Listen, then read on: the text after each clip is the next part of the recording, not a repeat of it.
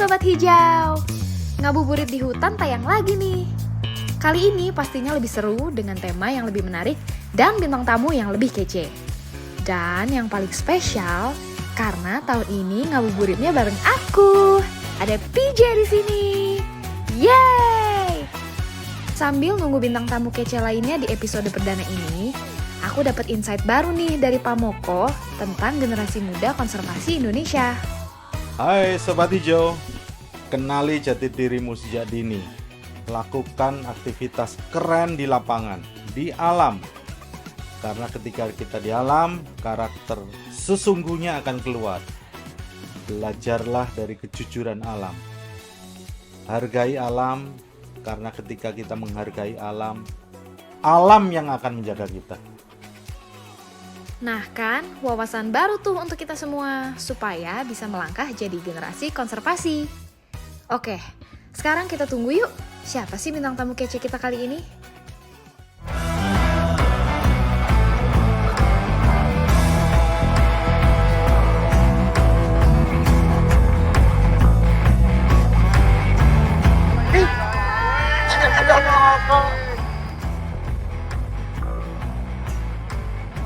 Ada ibu.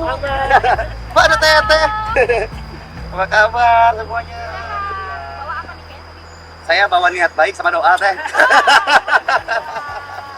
Jeng jeng jeng, ini dia, Panji.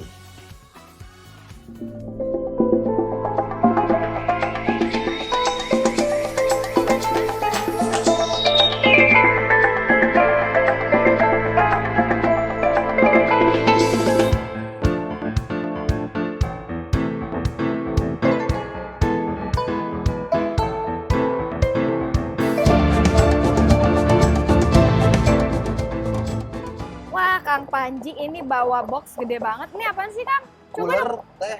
Hah? Anakku ini anak angkat. Anak ular. Hah? Ular? Boleh lihat nggak? Boleh. Coba. Coba. Ih, lagi tidur teh. Saya belum Tapi kasih air. Wow. Tuh. Bu, Kang ini ular apa? Ini king cobra. Oh. Bu, Tuhan. Waduh. Iya, ini lagi perawatan dia. Ini yang itu ya, garaga. Garaga. Oh, Garaga. my God. Lihat dulu. Salam dulu Coba sama lihat ibu dulu. sama si tetehnya Bu, tuh. bu, takut bu, Wah, saya tar takut. dulu ah katanya. Gue masih ngantuk.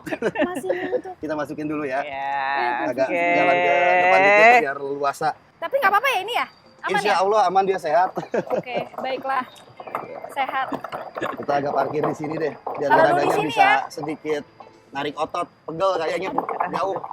Harus meluruskan badan. Bicara di sini. Di sini udah ada Ibu Desi, udah ada Kang Panji, dan udah ada PJ. Berarti tandanya apa?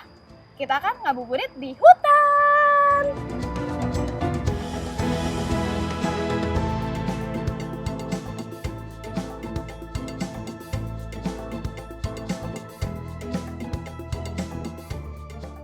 Kang Panji, Ya.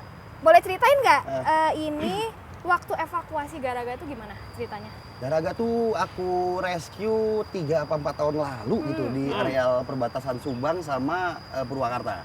Oke. Di kecamatan apa ya itu ya, namanya lupa saya. Itu lagi di mana tuh si ini Di area Garaganya? pertanian. Oh, Dia di sawah. konflik sama warga. Oh. Jadi kita ada laporan dari masyarakat setempat Mm-mm. untuk ditangkepin karena mengganggu petani. Oh, jadi di rescue. Di rescue. Ada penyebabnya teh. Harusnya sih nggak masuk ke area pertanian. Mm-mm. Cuma karena ada buka lahan, jadi habitat aslinya itu tergusur, dia Oh, masuk ke Jadi dia cari makan. cari ke makan tempat, ular-ular ke lainnya warga. kayak gitu. Cuma kan kalau kita biarin takutnya konflik gigit orang. Oke, oke. Karena king cobra itu bahaya, akhirnya kita bawa ke shelter dulu buat direlokasi. Oh, baik. Kok udah lama nggak direlokasi? Udah Ibu, Udah udah direlokasi. pernah, udah pernah. Terus? cuma kami monitoring 1 tahun waktu itu. Heeh. Di bulan ke-8 dia kena penyakit kulit. Oh, kena Iya. eksip. Nggak Penyakit panu. kulitnya itu cacar sama jamur-jamur kulit. Oh, kayak orang ya? Iya. Bisa kayak gitu. Oh, makanya diambil lagi. Dari makanannya. Jadi dia kan makan ular nih, makan ular lagi. Nah si Hmm. ular ini makan kodok buduk dan kodoknya itu terinfeksi cacing. Oh, makanya dia ketularan jadi. Ya makanya sampai penyakit. sekarang tuh dia tadi agak ada borok-boroknya kan. Oke, Itu setiap oke, oke. kering pasti dia keluar lagi karena cacingnya itu masih ada. Susah Hmm. banget ngilanginnya. Oh, gitu. Makanya ya, belum Bu, bisa ya. dirilis lagi, Bu. Hmm. Tapi kalau yang lain alhamdulillah kita berhasil sampai hari ini udah ngerilis 17 ekor. Hmm. Ah, Gitu. oke. Kira-kira udah relokasi ke tempat-tempat yang udah kita Ini dirawat sama dokter juga. Iya, ada dokter Kayaknya Andi dari harus Bogor ya. Ibu.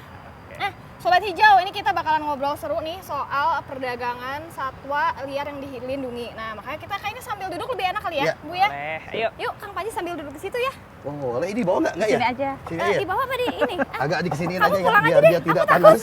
Kasihan. Selamat sore Sobat Hijau. Di sini kita akan ngabuburit di hutan. Tentunya tadi udah lihat kan ada siapa? Ada Kang Panji di sini. Bukan Panji manusia milenium ya, bukan ya? Bukan. Ini Panji Itu petualang. Sudah Itu- tamat filmnya. Udah tamat. Cuman anak-anak tahun 90-an yang tahu. Dan di sini ada Ibu Desi dari Direktorat Konservasi Keanekaragaman Hayati Spesies dan Genetik. Tadi di depan udah lihat kan ada ular gede banget tuh, pijat takut sebenarnya. Itu tadi ada namanya ya, Kang Panji, siapa namanya? Namanya King Cobra sih Teh. Oh, Ophiophagus hana. Nama latinnya, tapi ya saya itulah. panggil dia Garaga. Oh, Garaga. Biar friend, biar deket Mm-mm. kayak gini kan dia nggak rese tuh. Ini King Cobra ini gimana sih dulu ceritanya? Berarti di Ya. evakuasi ya? Gini, Bisa diceritain nggak? Indonesia itu menjadi habitat terbaik untuk King Cobra selain India. Mm-mm. Jadi kita nomor satu untuk lokalitinya itu menyebar sampai ke Sumatera, selain Jawa, Bali, kemudian Kalimantan, Sulawesi, hingga dipercaya sampai ke Flores juga ada.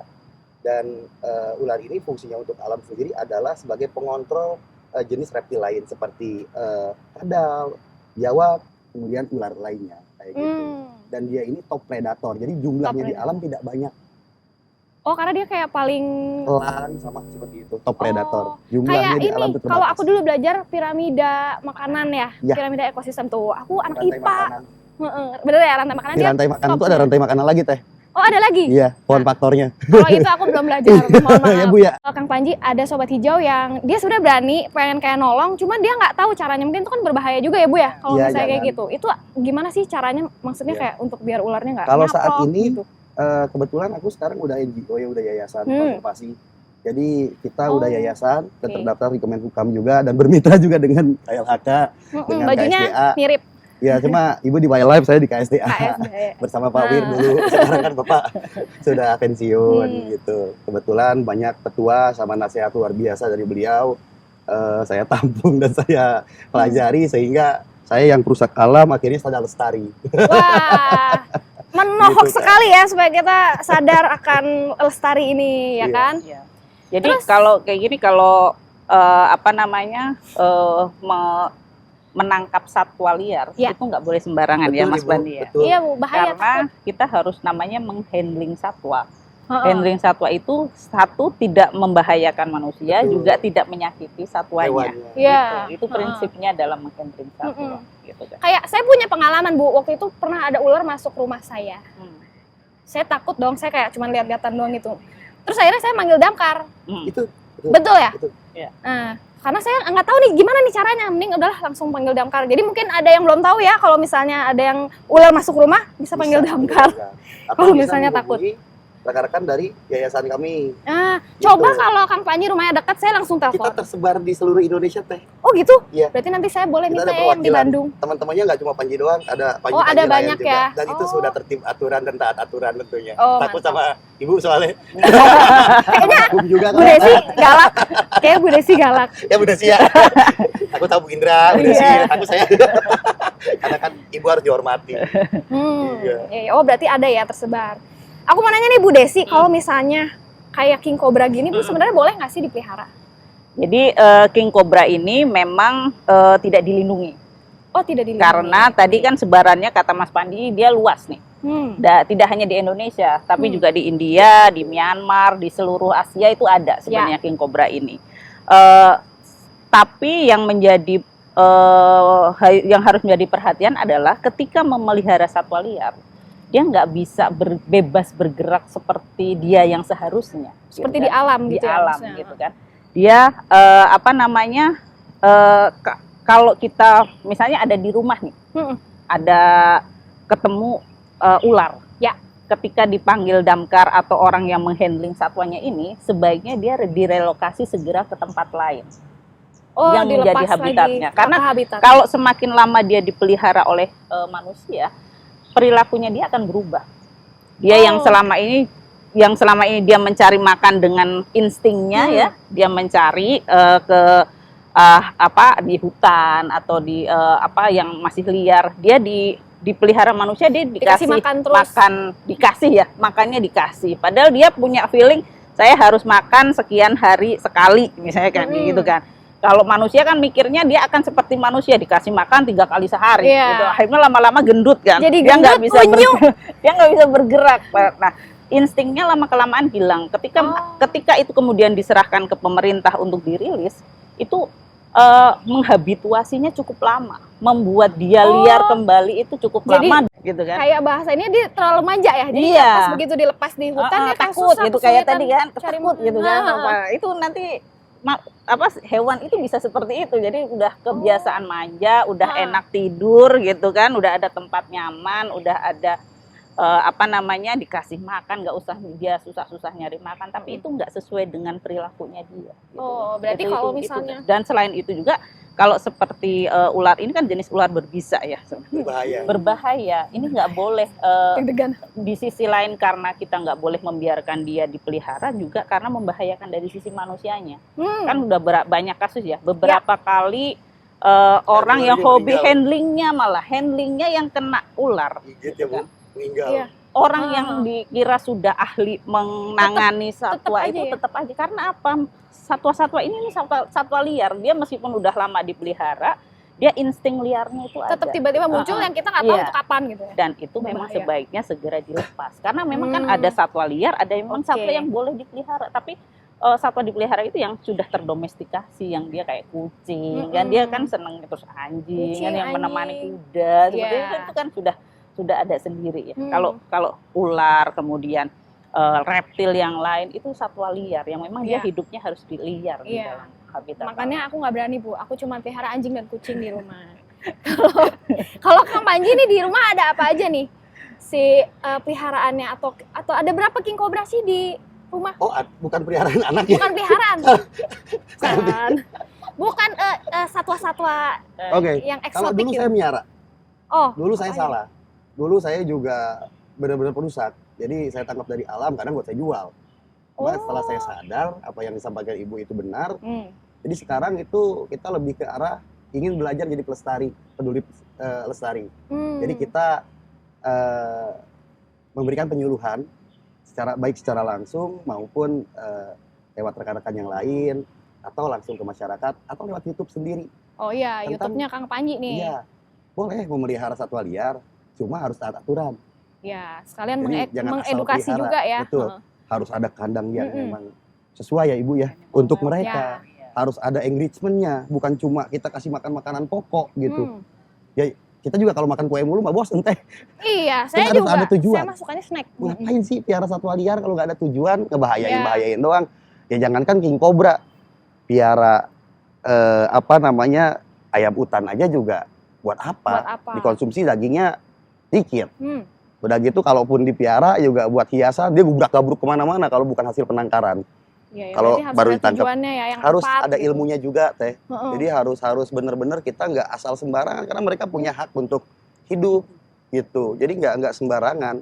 Gara-gara ini teman-temannya udah ada di alam separuh, kita melakukan perilisan apa segala macam. Kangen nggak kamu gara-gara sama teman-teman kamu yang udah Pasti, di sana? tapi posisinya mereka teritorial. Jadi mereka bukan koloni.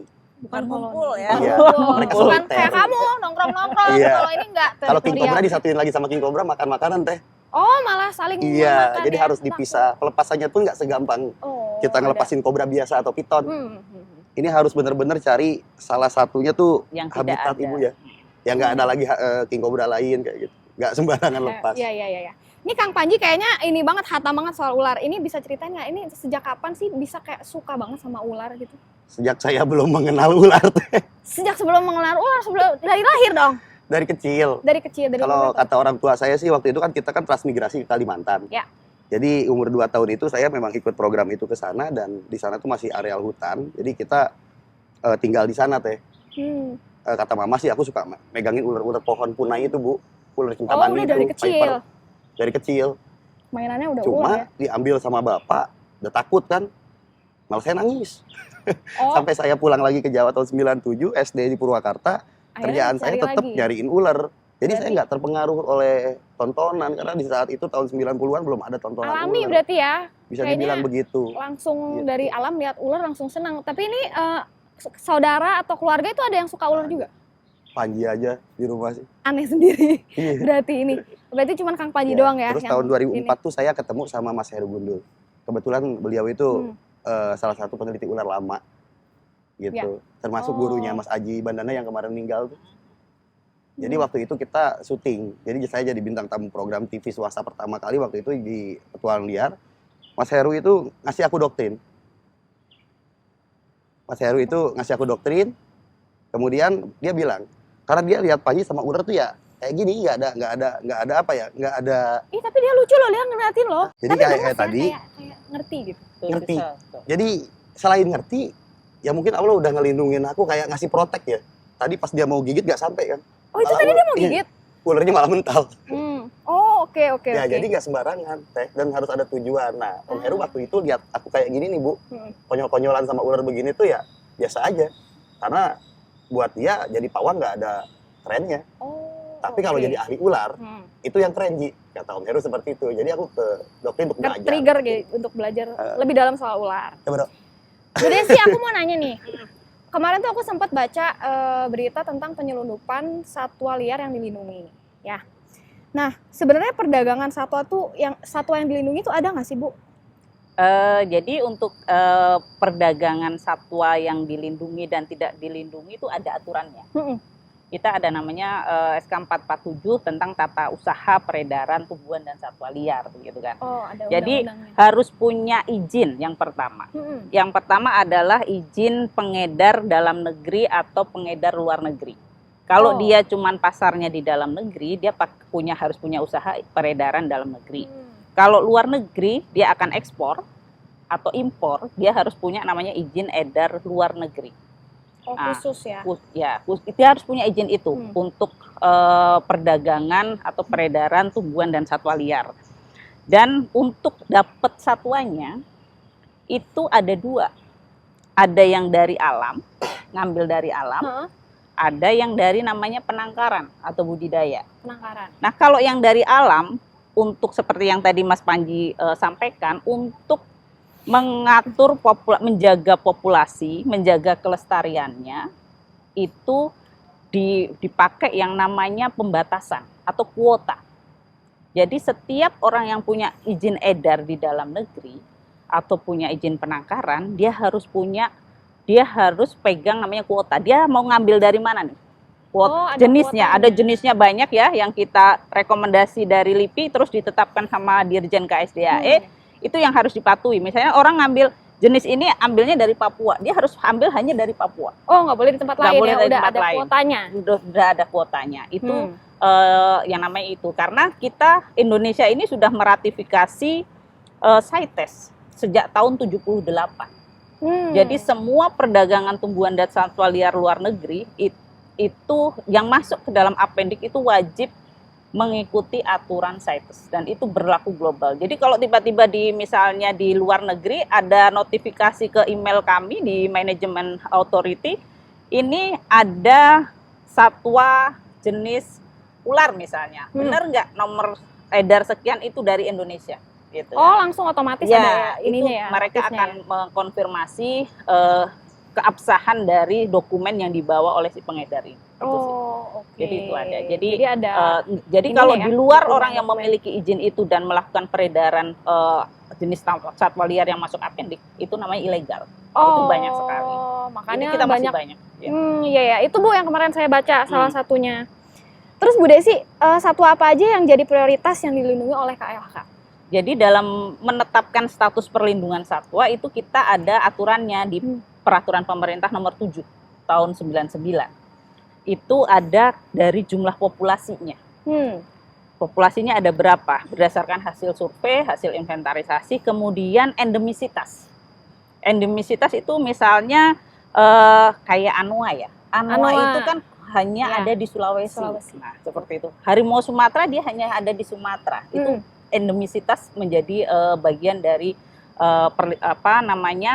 pertimbangan. Kemudian jumlah populasi yang semakin menurun. itu juga yang menjadi pertimbangan dalam menetapkan dia status dilindungi. Jadi ini selalu kita selalu melihat perkembangan dari jenis-jenis satwa yang ada di Indonesia ini. Kita kan nggak mau semua dilindungi ya. Kalau semua dilindungi berarti populasinya semakin menurun. Iya. Ya kan, kita ingin semuanya Takutnya punah ya Bu iya. lama. Baik-baik saja ya, Bu. Tapi kan sekarang ini banyak kita tahu ya tadi ini masyarakat menjadi takut karena ini padahal kan manusia juga berperan dalam mengurangi rumahnya si Iya, satwanya. makanya dia langsung jadi kan kemana-mana. kita harus selalu memberikan edukasi nih kepada masyarakat, tidak boleh memelihara karena kan itu memelihara namanya menangkap kan juga secara ilegal. Kemudian tidak boleh merusak rumah si satwanya, terus harus hidup berdampingan dengan ini karena pakan satwanya juga ini berpengaruh dengan keberlanjutan si satwa. Berburu rusa, berburu babi itu kan mengancam. Jadi mereka nggak punya makanan. Predator yang ada di atasnya. Jadi kan semua saling terkait, itu yang perlu kita edukasi. Saling nyambung satu sama lain ya kalau gitu. Kalau Kang Panji nih ngomong-ngomong salah satu yang dilindungi, pernah lihat nggak atau jangan-jangan pernah beli? Beli, saya pernah jalan Bali tapi ada sertifikatnya. Nanti dulu. Oh gitu, kalau misalnya ada. Wah, oh dimarahin sama Garabak kakak. Iya maaf ya, maaf ya Garabak. Katanya kak. Ya jadi, jadi satwa dilindungi juga boleh. Tapi hasil dari penangkaran namanya. Oh asal ada izinnya. Dan juga sudah turunan F2 namanya, cucunya dari satwa yang ada di alam. Oh gitu, jadi harus cucunya F2 namanya. F2, oh. Nah itu yang boleh diperdagangkan. Boleh. Buktinya adalah setiap penangkar punya sertifikat. Sertifikat itu bisa berupa dokumen, bisa juga berupa kalau burung, kalau apa pakai cincin. Oh gitu? Iya. Burungnya? Burungnya. Pakai cincin? Nggak cuma aku aja? Jadi ada nomor. Jadi memang itu legal ya? Iya. Hasil penangkaran. Iya. Oh gitu, berarti boleh. Iya. Boleh ternyata tuh, asal memang legal.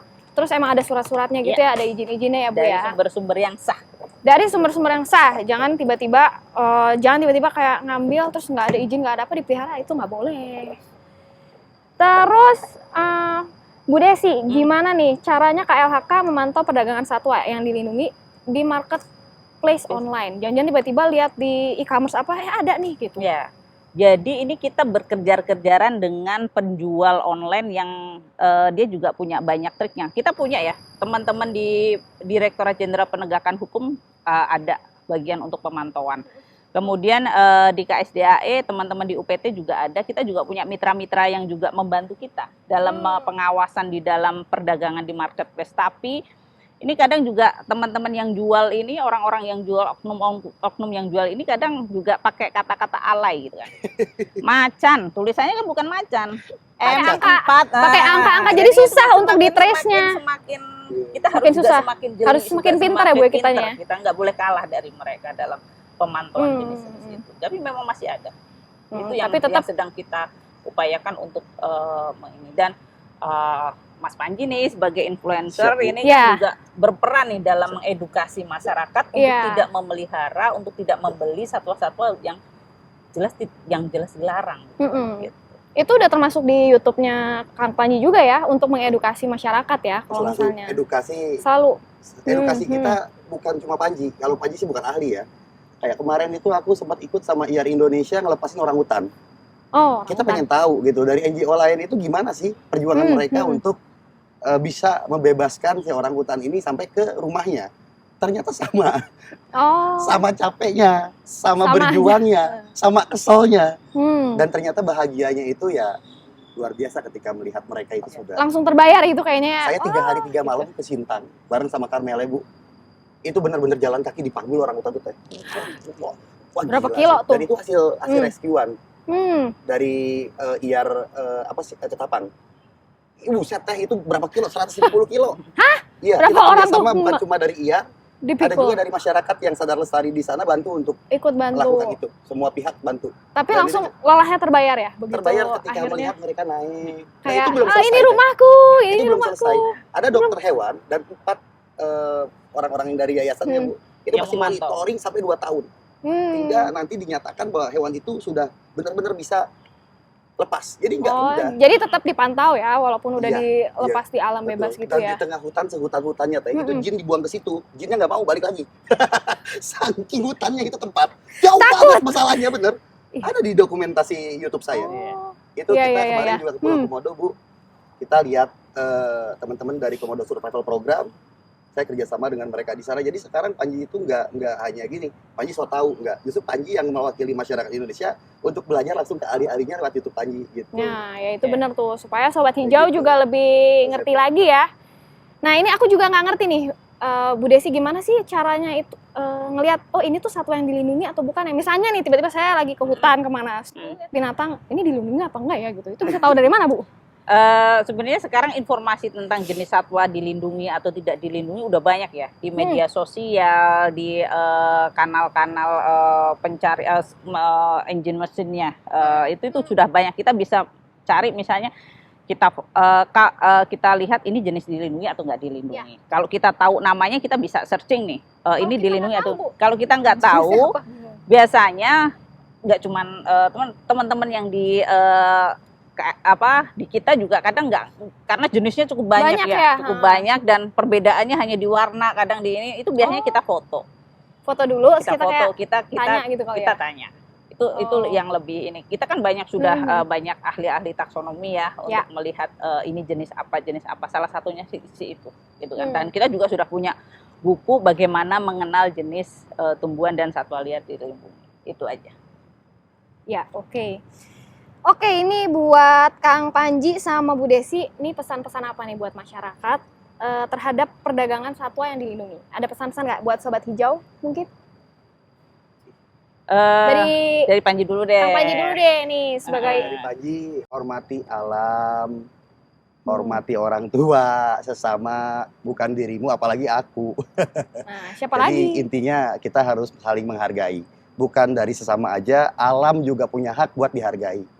Melindungi bukan berarti cuma mengekang, tapi juga kita harus menghargai makhluk itu untuk dapat hak di ekosistemnya. Karena mereka diciptakan Tuhan, ada fungsinya. Bukan sia-sia, ada fungsinya apapun itu. Bukan cuma hewan unggas, bukan cuma reptil, semua hewan, semua tumbuhan, dan apa-apa yang dari alam itu memang untuk kita manusia, tapi bukan keserakahan. Kalau misalkan kita bisa menghargai alam secara tulus, menyayangi alam secara tulus, maka alam dan penciptanya juga akan tulus menyayangi dan menjaga kita balik. Wih, mantap sekali. Jadi timbal balik ya, kita juga harus menyayangi alam. Kita juga harus menyayangi alam. Sadar lestari ya. Sadar Kang, lestari. Ya? Sadar lestari. Kita semua perusak alam, Teh. Iya, tapi harus banyak sadar yang masih dari belum sekarang. sadar lestari. Makanya kita harus menyadarkan Sobat Hijau. Dan saya juga harus sadar lestari mulai dari sekarang. Kalau dari Bu Desi, ada nggak pesan-pesan nih buat Sobat Hijau nih? Jadi kita harus bisa melestarikan satwa liar karena mereka juga memiliki fungsi di alam dan juga bermanfaat juga sebenarnya bagi manusia, tapi dengan tata cara yang benar, gitu kan. Bahwa kalau mau pelihara harus ada izinnya, jenis-jenisnya juga harus diperhatikan. Dan semua tata cara tentang pemanfaatannya, tentang perdagangannya itu juga yang harus diperhatikan oleh masyarakat. Dan yang penting adalah biarkan mereka hidup di alam. Ya.